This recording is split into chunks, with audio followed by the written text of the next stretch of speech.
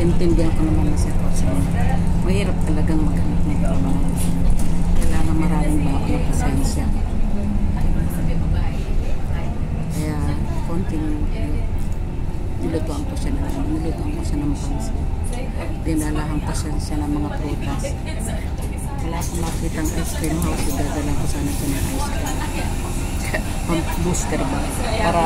Para maging hyper. No? Tapos pag gusto ko siya maging hyper ngayon, kahit ngayong araw lang. Tiyak mapapagalitan na naman ako dahil pumasok sa akin. Ayaw nila akong papagastusin at hanggat maaari. Kung may pera daw ako, tabi ko lang daw din sa akin.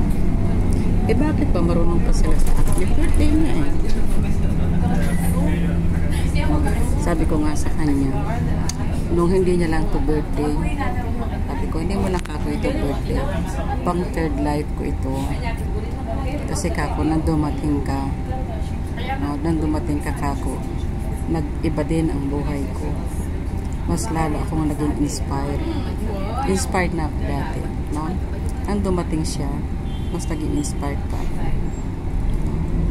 Kaya, ayun. Saka natutukan ko to. Kasi nung pinanganak ko siya, medyo maayos na yung buhay namin mag-asawa. 1993 siya pinanganak. Nag-start lang na actually 1993 ko siya pinanganak. 1994 inampisahan ko na yung sarili ko. Ayun. Mabilis lang ang panahon. Kasama ko yan sa salon. Hindi ako kumuha ng ano. Ay siguro nung mag-birthday, tinatapos ko lang yung mga ano niya. Nung mag 1 year old na siya, kasi kasama ko na siya sa salon. No? Naalala ko pa nun. Pag may customer ako, din nasa treatment room, ano? Kung anong ginagawa ko sa treatment room, siya nakaupo lang siya sa kanto. Palibasa, mga customer, kilala naman ako. Okay. Lumipat ako ng pwesto. Palibasa ako, kilala na ako ng mga customer. Magmula pa nung bagong dating ako dito sa Abu Dhabi, kilala na ako. Nakapag-establish na ba ako ng friendship, no? So, habang may ginagawa ako, nandyan lang niya, naglalaro lang niya, nagdo-drawing lang niya sa sahig. Nagdo-drawing lang niya. No? May mga staff ako, pero gusto niya talaga nakabuntot sa akin. Mga customer ko naman, tuwang-tuwa. No? Tuwang-tuwa naman ang mga customer ko. Pagdating niyan, may mga baon na, mga bitbit yan, mga laruan niya, damit niya. Tapos, meron pa siyang bukod sa bibigay sa akin na tip, meron din siya, bibigyan din siya ng customer. Tapos yung bata pala nag-o-observe, hanggang lumaki siguro hanggang pumapasok siya bago siya pumasok ng school. Kaya pinasok ko sa school ng maaga yan eh. 2 years and 4 months, pinasok ko na sa eskwelahan niya. Para mas magkaroon siya ng mabawasan ng time niya sa akin sa salon. Pero nung nagkakaisip na siya, sabi niya sa akin, sabi niya, Mami, sabi niya, bakit sabi niya, kasalita na eh. Bakit sabi niya, bakit yung client mo, sinasaktan mo na, binibigyan ka pa ng pera. Tawa ako ng tawa. Sinasaktan kasi pag nagwa-waxing, hindi ba? Pag nagwa-waxing mo yung bra, masapdi kaya. Kaya sabi ng bata, sinasaktan mo siya, tapos yan in English yun, sinasaktan mo siya, binibigyan ka pa ng pera. Tawa ako ng tawa. So itong batang ito, nakano to sa akin, kumbaga, itong bata, ito, sa kanila magkakapatid, siyang talagang natutukan ko everyday, talagang hands-on talaga ako, hanggang sa pagpasok niya sa eskwela. Sa kamamadali namin, habang nagdadrive ako, nasa tabi ko yan, Mami, signal na, go signal na, kasi pag may make-up ako habang nasa sakyan, nagka-apura kasi, dalang ginagawa ko, pag hinatid ko siya na eskwelahan, hindi na ako babalik ng bahay, dire-diretso na ako sa salon. So, doon na ako nag-aayos. Everyday yon hanggang mag-graduate siya ng high school. Pag-graduate niya, di uwi ng Pilipinas, doon na nag-college.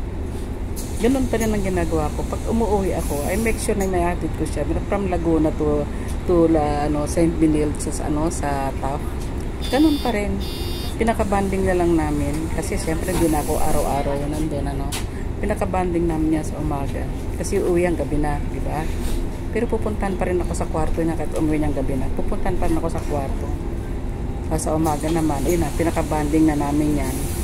Stop kami sa sa McDonald's, sa Petron, sa sa NLEX, SLEX. Then nagbabaon na kami ng aming, bibili na kami ng aming breakfast na sasakyan. Yun ang banding namin.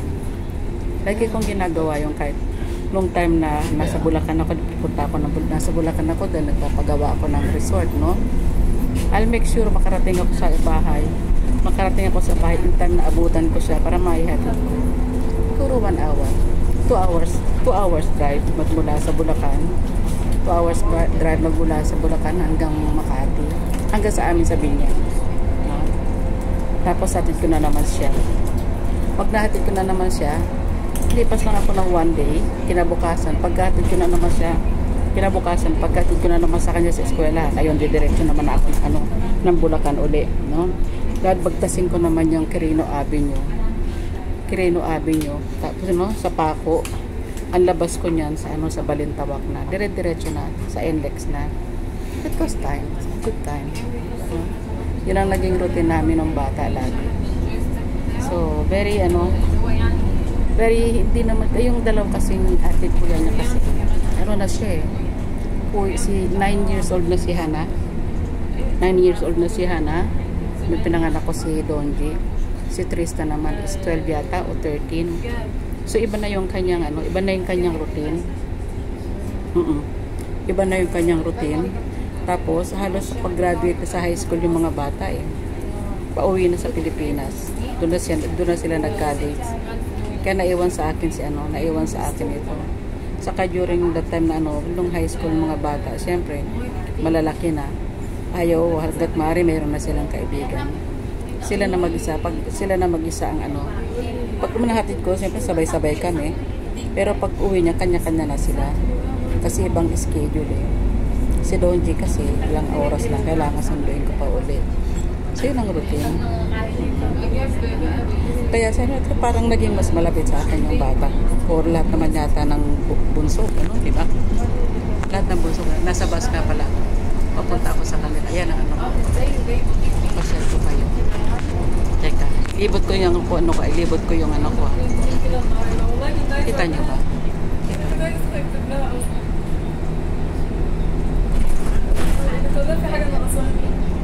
Kita ba?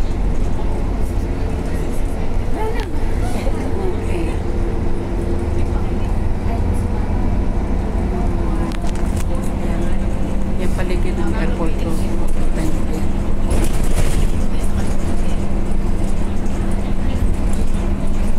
Nasa airport road ako.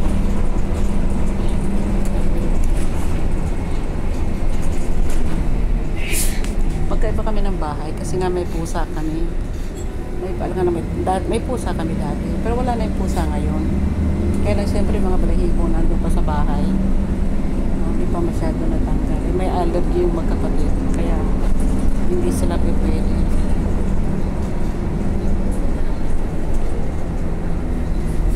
Paano? Diyan na muna kayo. At malapit na akong bumaba. Ito yung alwada At doon ako sa alwada is kanto.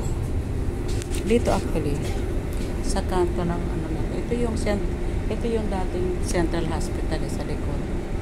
Iba na ngayon, iniba na. Ito na yung yung Hasabin Sayed Street. Hasabin Sayed Street. Ayan yung Tubira ako dyan dati sa pila. Dati hindi ako nung mamatay si papa ko dyan. Tagal kong hindi nakadaan dyan. Naninigas yung pa ako pag dumadaan ako dyan matagal. Dito namatay si papa ko eh. Na-confine siya ng 45 days. Kaya, ayun. Malaking kasaysayan sa akin. Paano dyan na muna kayo at bababa na ako. See you. Thank you. Thank you sa friend ko. Bye-bye.